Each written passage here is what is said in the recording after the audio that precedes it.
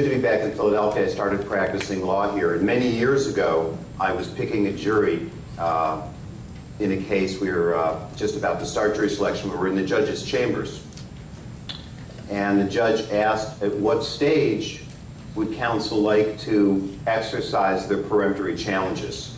And one of the defense attorneys immediately said, after the verdict.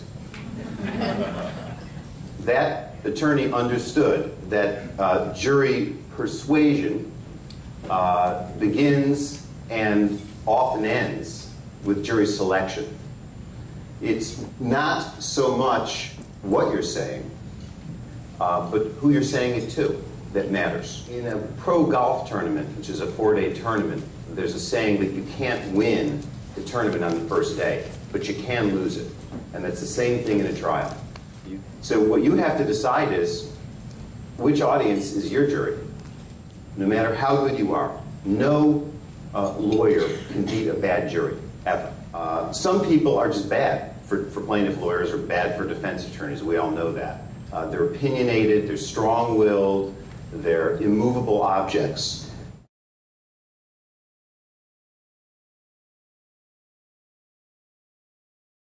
But the good news is these people are easy for me to identify. I know the moment they walk into the jury selection room, you can see how they're dressing, if they're wearing a suit, if they're wearing a tie, what book they're carrying, what newspaper they're carrying, how they wear their hair, how they speak.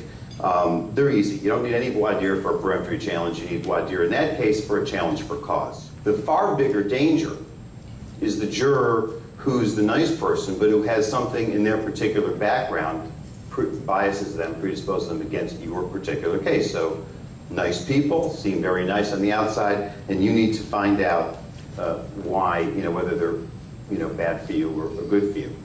In high publicity cases, you are going to have 3 types of jurors. The juror who's heard everything about the case beforehand and already agrees with you. That's great for you, but they're going to get struck by the defense. The second type of juror is the juror who's heard everything about the case, and before walking in the door, they already disagree with you, and you're going to try and strike those people.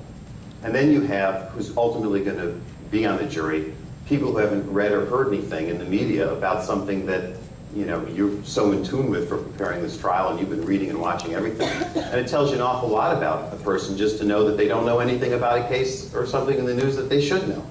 That's very, very dangerous. And in a high publicity case, a good judge, and Judge Higbee was wonderful about this in Vioxx, will let you explore everything about what the impact of the pretrial publicity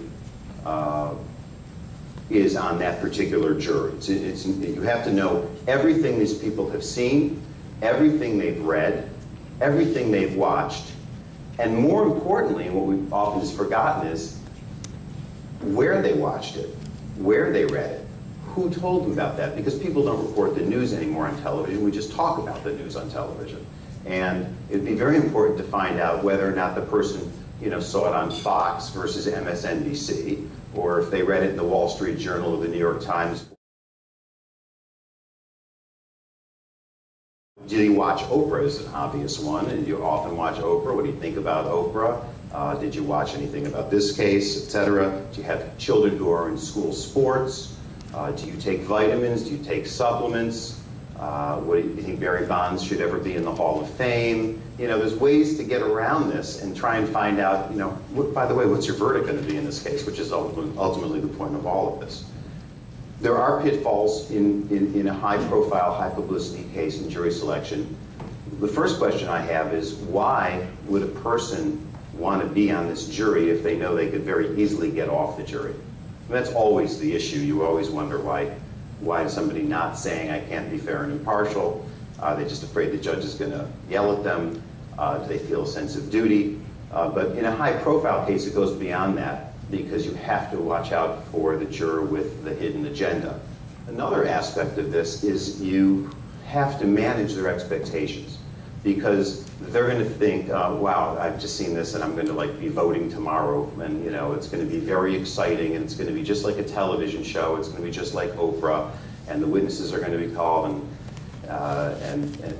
It's really going to be an exciting thing. And let's face it, these are long trials, there's lots of documents, and you have to manage the expectations of the potential juror so you don't have this situation. Your Honor, we feel the trial failed to deliver in its pre-trial publicity.